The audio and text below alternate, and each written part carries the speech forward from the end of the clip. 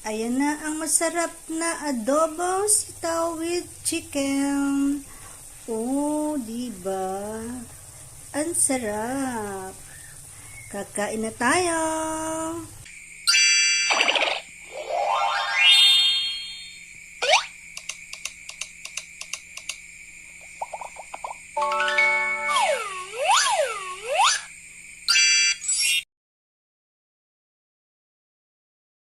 Welcome to my vlog. Today medyo mga kameses, magluluto naman tayo ngayon ng adobo. Adobong sitaw with chicken. O diba? Mag-uumpisa tayo ng pagluluto. Siyempre mga kameses, at kung hindi pa kayo nakaka-subscribe sa akin yung channel, please subscribe na po kayo. Pindutin niyo po ang bell para update po sa aking mga video. At kalimutan ko, like and share nyo na rin. Tara mga kamesas, tayo ay magluto na. Tara na. Okay mga kamesas, itong ating mga sangkap sa ating pagluluto. Ang ating sitaw, at ang ating chicken, at ang ating sibuyas at bawang with oyster sauce. At syempre yun ay mayroon pang toyo. Okay, di ba meses? Ngayon mag-uupos na tayo ng ating pagigisa ng ating mga ricado. Let's go! Okay mga kameses, mag-umpisa na tayo ng pagluluto. Nagpainit na ako ng kawali.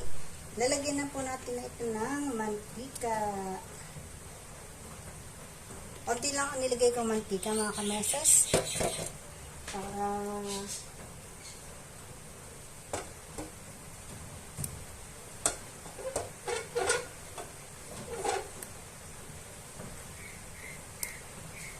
painitin lang mo natin yan at magigisa na.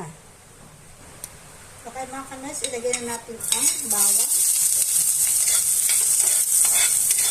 Medyo papulahin lang natin yung kaunti ito mga kameses.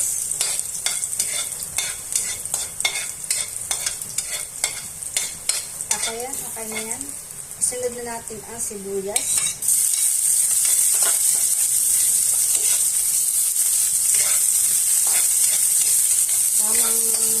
Tamang pula lang po para yung kanyang aroma hindi masyado na lumabas na yung aroma niya, pwede na.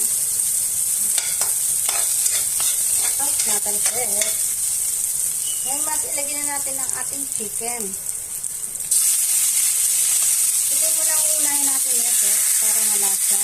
Kasi yung ating chicken, madali lang naman malito yun. Ihaliin na natin sa meses.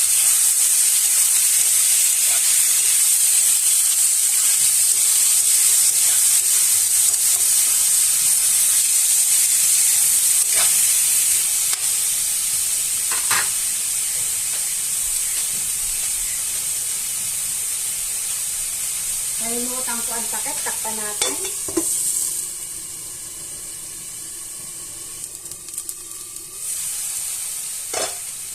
Okay, tingnan natin siya.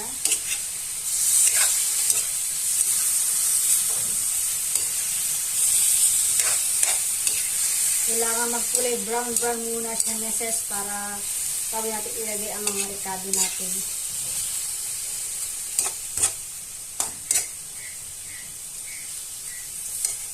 Natin may mga dugo na ganyan. Balik ka rin lang natin meses. At atin mo lang takpan ulit. Ayan, puli natin.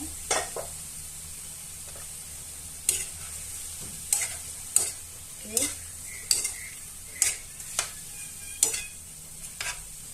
Ang ating chicken, medyo mapula-pula na siya mga kameses. Lagyan po natin siya ng toyo.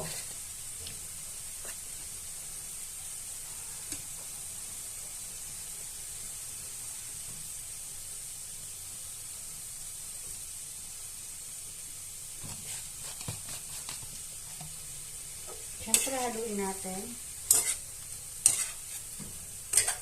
Kailangan yung toyo dumikit muna dyan sa kanyang laman, sa kanyang sa manok.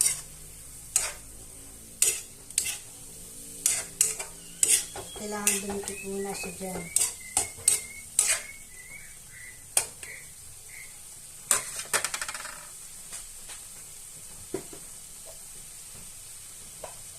Tatakpan mo ulit muna natin.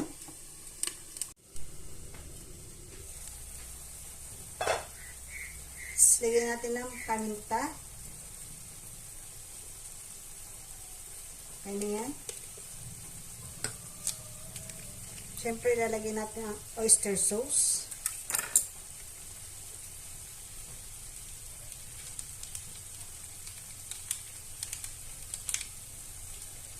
Kailangan may oyster sauce, meses.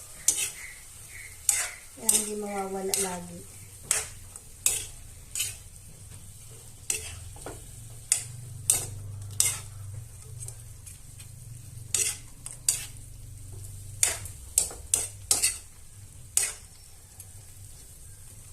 Yung ating manok ay medyo matigas-tigas pa ng konti. Kaya medyo tatakpan lang ulit muna natin siya.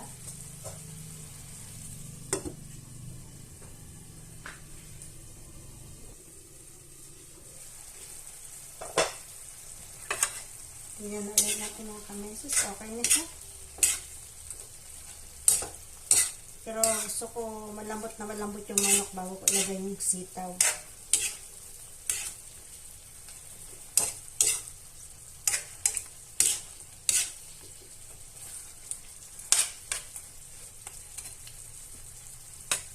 Tingnan natin kung okay na yung manok.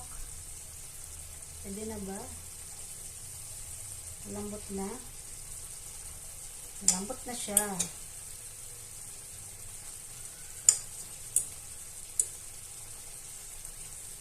Mga 5 minutes pa bago ko ilagay yung ating sitaw. Okay, tingnan ulit natin. Ang bango na, meses!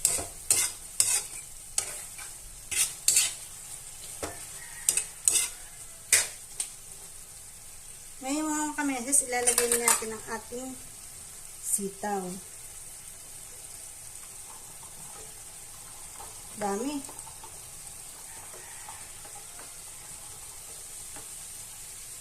Lagyan natin ang ating sitaw.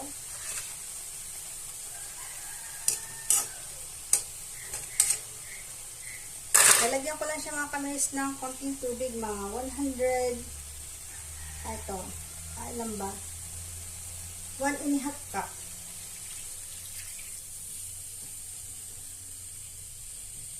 Of water. Ngayon, tatakpan ko na siya. At antayin natin siyang kumulo mga kameses. Titignan natin kung okay na. Okay, tingnan na natin. Okay, mga kameses. Okay na.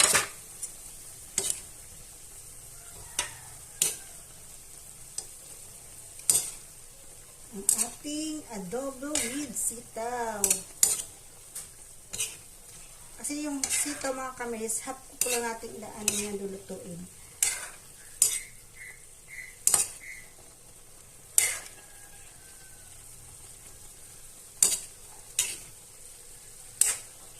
Kailangan na natin tikman.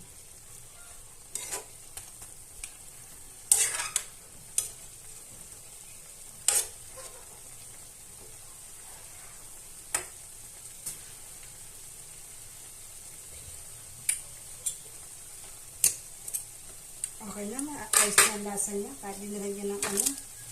Lagyan natin ng sarang pampalasa. Para lalong sumarap. Ang sekreto ay ang ginisamix na hindi mawawala sa akin lutuin. Baka naman ginisamix. Charot.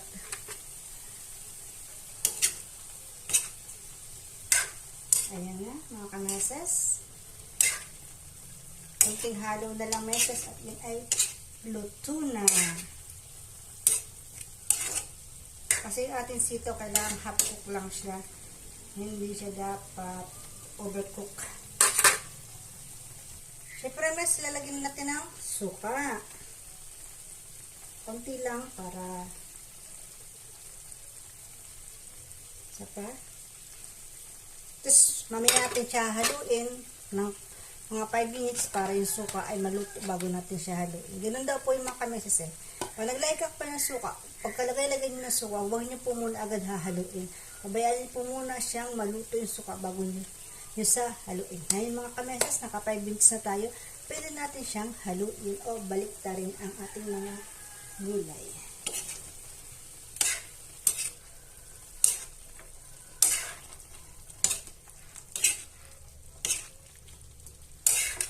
Kasi katong iba kasi pagka, di ba, tayo minsan, pag naglagyan na natin yung suka, haluin agad natin, di ba? Ganun dati tayo, di ba mga kames, aminin natin. Pero ngayon, ganun daw pala yun. Huwag muna tayo maghahalo ng agad-agad pagkalagay-lagay ng suka.